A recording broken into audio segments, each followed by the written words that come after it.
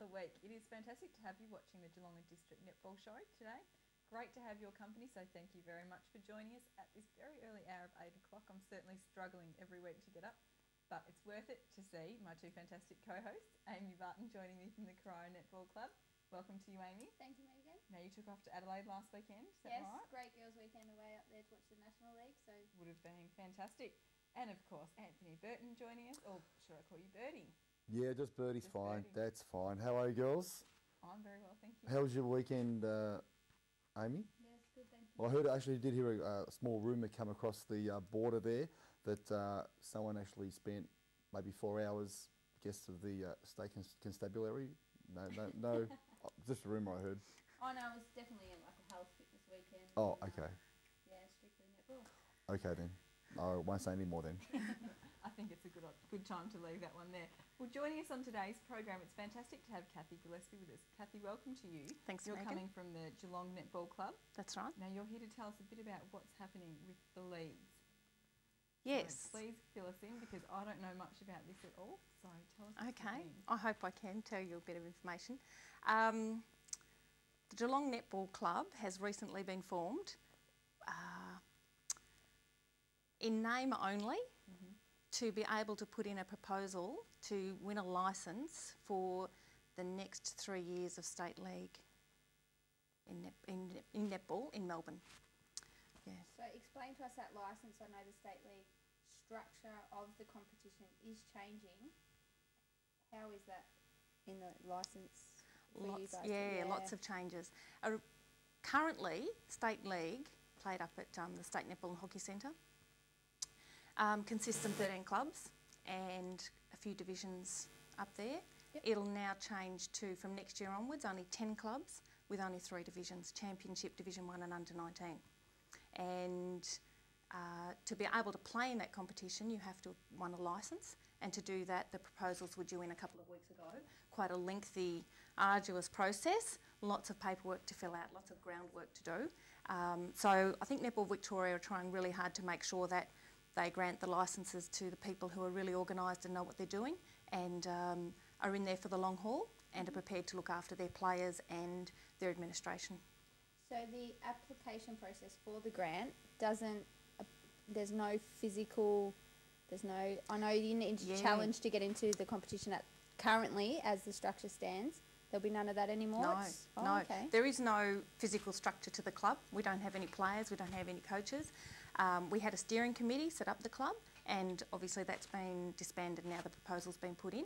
And once the proposals, if a licence is granted, then an executive committee would need to be formed to run that club. So there are no players, there's no teams, and there is no challenge process. The licences will be granted, and then there'll be selection processes, I assume, for all the clubs that win a licence, and they'll go straight into their respective divisions. So for this Geelong club, have you been in discussions with the current state league of Geelong, obviously the Geelong Flyers? Will that sort of be drawn in conjunction, or will you be looking at approaching those coaches, possibly, those players? Is there anything you can leak out there a little bit? Good question. We decided that, when I say we, the steering committee, and that was headed by Susan Meaney, who we all know in Geelong, very talented player and now very involved in Geelong Flyers and other areas of netball in Geelong. She headed the committee and formed a group of knowledgeable people with netball backgrounds and business backgrounds, etc., to come onto the committee, to be an independent committee separate from any other entity in Geelong. So Steve Gray, who president of the Geelong Flyers, he actually resigned from that position to be able to come onto the board. There'll be no continuous movement from one club to the other. It's a complete new entity that starts once the licence has been granted. I'm sure we'll draw on the knowledge of those people involved, and we'd be looking for players to stand for selections. However, there is no link between the two. But Susan Meaney is on board with your steering committee at this point in time. Yes. Which is great for you, of course. Yeah. She's actually spearheaded the whole thing. Her energy, her talent, her drive, her knowledge of what had to be done was unbelievable. She has put in so many man hours to make this possible. Yeah, I was really very impressed. Sorry, Amy. When are the licence being granted? We won't be informed until mid-July, maybe late July, of when the licences have been approved and who they'll be going to. Okay. So sort of not too long to wait, but we're all on tender hooks waiting to find out, because once they're granted, swinging into action has to be really fast to be able to have selections and nominations and all that sort of stuff that needs to go on before teams actually get on court to the beginning of next year's season. Is Di Honey on the steering committee as well? No, she wasn't. She's not. Okay. So it'll be a separate entity from Geelong Flyers. Yes. Geelong Flyers probably won't exist anymore. No, they'll fold at the end of this season. Okay. Yep. And the new season, of course, will start in 2009, I'm assuming. Yes. And what was I going to say? Will you take an active part in the new formation if Geelong is granted a licence? I haven't decided that yet. I think everybody in the steering committee was working so hard to get that licence in that they weren't really looking beyond getting the licence in. And I think there's probably a few indications that maybe people will be interested in going on a board of governance to oversee an executive committee for that club if the licence is granted. Right. But I think everybody really hasn't thought that far ahead as to what they'd like to be involved in concrete if the licence is granted. And you've got support from the majority or all of the associations in Geelong, because there are quite a few of them.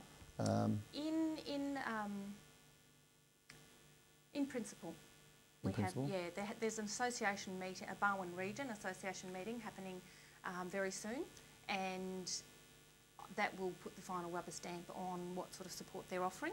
But in principle, it's been very, very positive from all avenues in Geelong, inside of netball and outside of netball.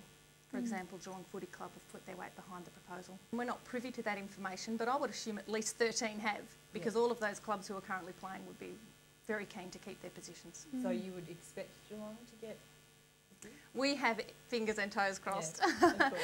And we would think that Geelong, being the second biggest, well, the biggest country region in Victoria, should get a good show, especially with the number of talented players we already have here and the talented administration, past Australian reps, all that sort of stuff happening in Geelong.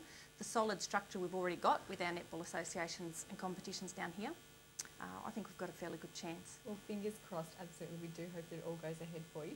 Thank you, Kathy, for joining us on the show. Pleasure. It's been great to sort of fill us in on quite a bit of that, because I didn't know much of it Thanks, before Megan. you came in. So thank you very much, and we'll take a quick break and be back right after this. We are the Raiders from all around Geelong. I'm here to tell you our football is strong.